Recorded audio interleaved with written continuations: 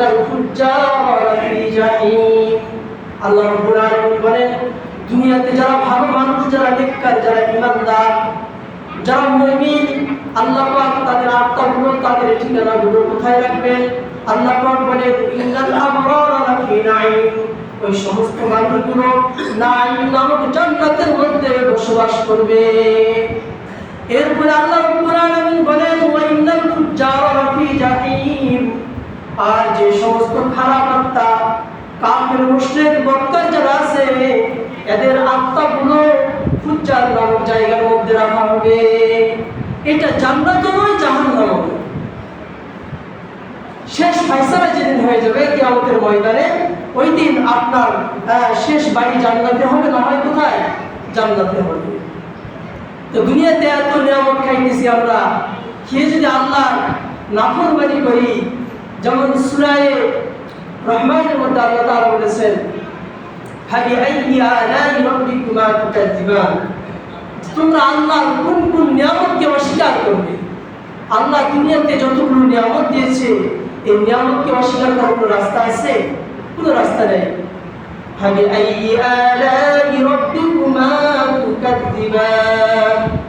আল্লাহ রাব্বুল আলামিন বলেন, দুনিয়াতে আমি কোটি কোটি নিয়ামত দিয়েছি, এই নিয়ামতগুলোকে অস্বীকার করার কোনো রাস্তা নেই, কোনো পথ নেই। কাল কিয়ামতের ময়দানে তোমাদের প্রত্যেকটা নিয়ামত সম্পর্কে জিজ্ঞাসা করা হবে।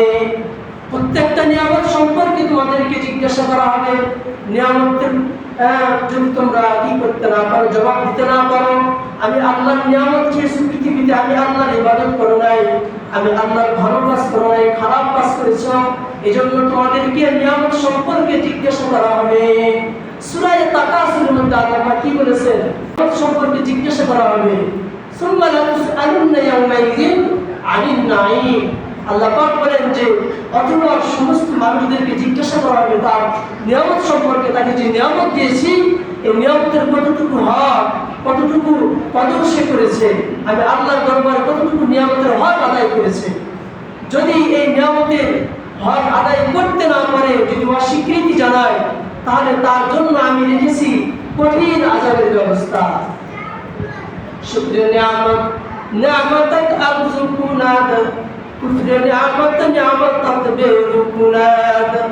এজন্য একজন আল্লাহ আরব বলেন যে আল্লাহ রাব্বুল আলামিন দুনিয়াতে যতগুলো নিয়ামত তোমাদেরকে দান করেছে, এই নিয়ামতগুলো যদি তোমরা সঠিকভাবে আল্লাহর দরবারে শুকরিয়া আদায় করতে পারো, এই নিয়ামতগুলো খাবার পরে যদি আল্লাহর ইবাদত বন্দেগী করতে পারো, হারাম হালাল যদি মেনে চলতে পারো, আল্লাহ পাক রব্বুল আলামিন বলেন যে তোমাদের নিয়ামতকে আমি আল্লাহ আরো বেশি বেশি বাড়ায় দিব। ইন্না আযাবি লাশাদীদ। আল্লাহ পাক বলেন, যদি তোমরা আমার নিয়ামতকে অশুকর করো, নাশুকর করো, নিয়ামতের যদি সঠিকভাবে শুকরিয়া আদায় করতে না পারো, তাহলে আল্লাহ পাক বলেন, ইন্না আযাবি লাশাদীদ, তাহলে তোমাদেরকে একেবারে কঠিন আযাবের মধ্যে গ্রেফতার করা হবে, কঠিন আযাব তোমাদের উপর দেওয়া হবে। শুধু দুনিয়াতে নয়, যে দুনিয়াতে যে দুনিয়ার মানুষ, তোমরা যদি আমি আল্লাহকে যদি ভয় করে চলতে পারো, হারাম হালাল যদি মেনে চলতে পারো, জান্নাত জাহান্নামের ভয় যদি তোমাদের অন্তরে থাকে, তাহলে তোমাদেরকে বলে দিলাম, তোমরা যদি সঠিকভাবে আমি আল্লাহর ইবাদত করতে পারো, আমি আল্লাহর নিয়ামত খাবার করে যদি আমি আল্লাহর ইবাদত করতে পারো, তাহলে তোমাদেরকে আমি আল্লাহ ওয়াদা দিলাম, তোমাদেরকে জান্নাতুল ফিরদাউস দান করব। এজন্য দুনিয়াতে বেঁচে আসি অল্প সময়ের জন্য, দুনিয়াতে আসছি মুসাফিরে, দুনিয়াতে আমরা থাকবো না, দুনিয়া ছেড়ে চলে যাবো। এই বাড়ি গাড়ি নারী আমাদের সব কিছু পড়ে থাকবে, শুধু কবরে আমরা যাবো খালি হাতে। কবরে খালি হাতে যাবো মানে আমাদেরকে কবরে খালি হাতে যাওয়ার আগে আমাদেরকে আমল নিয়ে যেতে হবে। যে আমল কিনা কি করা যায় না, দেখা যায় না, হাতের মধ্যে আছে না, কোথায় আছে আমল কি দেখা যায়? হ্যাঁ, ধন সম্পদ টাকা পয়সা হাতে থাকলে দেখা যায় যে টাকা হাতের মধ্যে আছে, কিন্তু আমল, আল্লাহ যে আমাদেরকে নেকি দিবেন, আমরা যে নেকি পাবো, এই আমলকে হাতের মধ্যে দেখা যায়? দেখা যাবে না। দেখা যাবে কোথায়? কাল কিয়ামতের ময়দানে।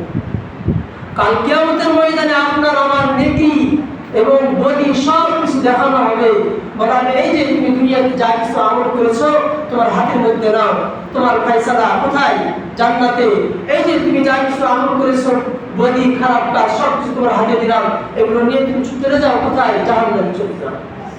জাহান্নামের ফেরেশতা ওয়াসিয়াল্লাযীনা তাকাউ রাব্বাহুম ইলাল জান্নাতি সুমারা, জান্নাতের ফেরেশতারা আপনাকে জান্নাতের দিকে টেনে নিয়ে যাবে, সম্মানের সহিত নিয়ে যাবে।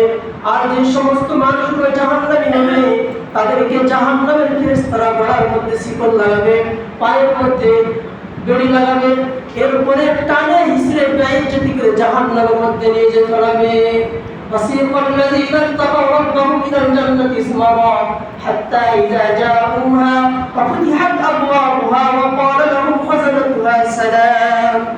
যখন জান্নাতি ব্যক্তিদেরকে ফেরেশতারা জান্নাতের মধ্যে নিয়ে যাবে, আসমান থেকে একটা আওয়াজ আসবে, অদৃশ্য থেকে একটা আওয়াজ হবে যে তাদের উপর শান্তি বর্ষিত হোক, তাদের উপর সালাম বর্ষিত হোক। ফেরেশতারা তাদের জন্য দোয়া করবে। আল্লাহ রাব্বুল আলামিন এই ফেরেশতাদেরকে নির্দেশ দিবে, তোমরা এই বান্দাগুলোকে তোমরা জান্নাতের মধ্যে নিয়ে যাও। আর যারা জাহান্নামী তাদেরকে এরকম একদম ফেরেশতা কি দিবে? আওয়াজ দিয়ে বলবে, এই বদকার, এই খারাপ লোকগুলোকে তোমরা জাহান্নামের মধ্যে নিয়ে যাও। সম্মানিত হাজিরিন, এজন্য পৃথিবীতে